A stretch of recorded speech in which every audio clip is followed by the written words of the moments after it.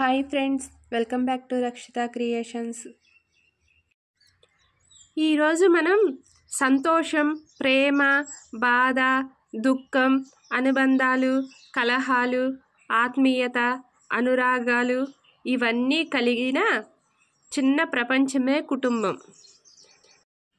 అలాంటి కుటుంబం గురించి మనం ఈరోజు తెలుసుకుందాము. ఒకప్పుడు ఉమ్మడి కుటుంబాలు ఎక్కువగా ఉండేవి. పిల్లల బాధ్యత తాతలు, అమ్మమ్మలు చూసుకునేవారు. ఒకరికి ఒకరు అన్నట్టు అందరూ కలిసి ఉండేవారు. ఆ ఆనందం మంచి ఆరోగ్యాన్ని ఇచ్చేది. కుటుంబాలు సమిష్టి భావంతో పటిష్టంగా ఉండేవి. కష్ట సుఖాలు ఒకరినొకరు పంచుకునేవారు. ఒకరికొకరు ఆసరాగా నిలిచేవారు.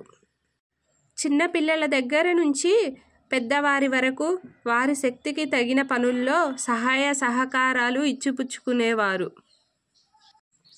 మరిప్పుడు అందుకు పూర్తి భిన్నంగా మారిపోయి అనుబంధాలు, అభిమానాలు, ఆపేక్షలు కొరవడ్డాయి.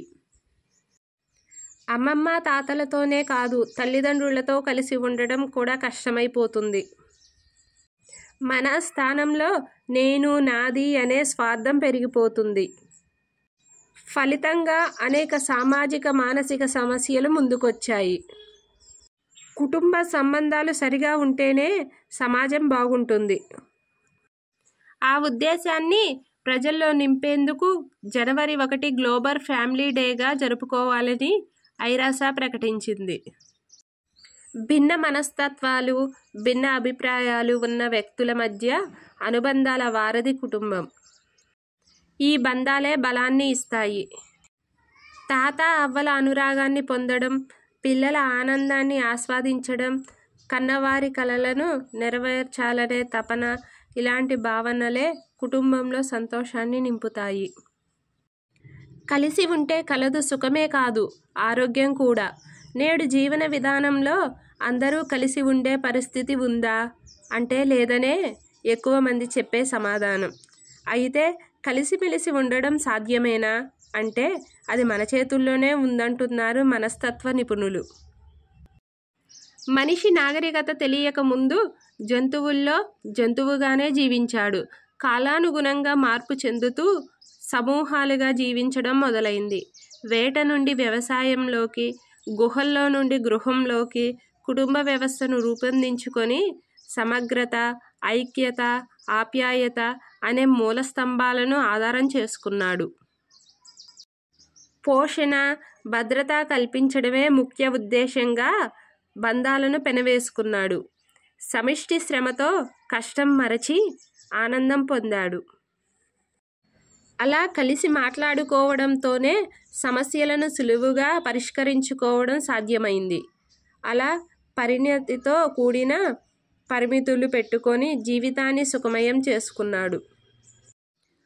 పూర్వం పిల్లల చదువుల విషయమైన, వివాహ సందర్భమైన, జీవితంలో స్థిరపడేందుకు చేసే ఏ నిర్ణయాలైనా ప్రతిదాన్ని ఇంట్లో కలిసి ఉన్న వారంతా చర్చించుకునేవారు, ఒకరినొకరు సంప్రదించుకునేవారు. అలా ఒకరి నిర్ణయాన్ని మరొకరు గౌరవించుకునేవారు. పెద్దవారి అనుభవాలను, సలహాలను స్వీకరించి సమస్యలను సులువుగా పరిష్కరించుకునేవారు. ఇలా సమిష్టి నిర్ణయాలు జీవితానికి ఎంతో అండగా ఉండేవి. ఇప్పుడు మాత్రం ఎవరి జీవితం వారిది అనేలా పరిస్థితి మారిపోయింది. అభిప్రాయాలు, కష్టనష్టాలు పంచుకునేందుకు, సహకరించేందుకు ఎవరూ ఉండరు అనే విధంగా మారిపోయింది. చిరు అపార్థాలే పెను అనర్థాలకు దారితీస్తున్నాయి. అంతేకాదు, ఒత్తిడి పెరిగి అనేక విధాల మానసిక కుంగుబాట్లు పెరుగుతున్నాయి.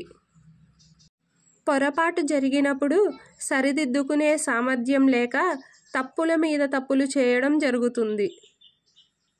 కొందరైతే దుర్వ్యసనాలకు బానిసై జీవితాలనే నాశనం చేసుకుంటున్నారు.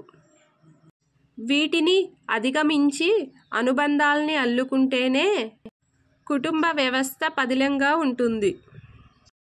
అందుకే మనం ఒకరినొకరం వీలు చేసుకొని మరీ పలకరిద్దాం. ఆ ఆప్యాయతలు పంచుకుందాం. మంచి భవిష్యత్తును నిర్మించుకుందాం. కుటుంబం అంటేనే మనుషుల మనసుల కలయిక. మన జీవితానికి భరోసానిచ్చేది, ప్రోత్సహించేది కుటుంబం. తల్లిదండ్రులు, బంధువులు కలిసినదే అందమైన కుటుంబం. అందుకే కలిసి ఉంటే కలదు సుఖం అనేది కుటుంబానికైనా ప్రపంచానికైనా జీవన సూత్రం.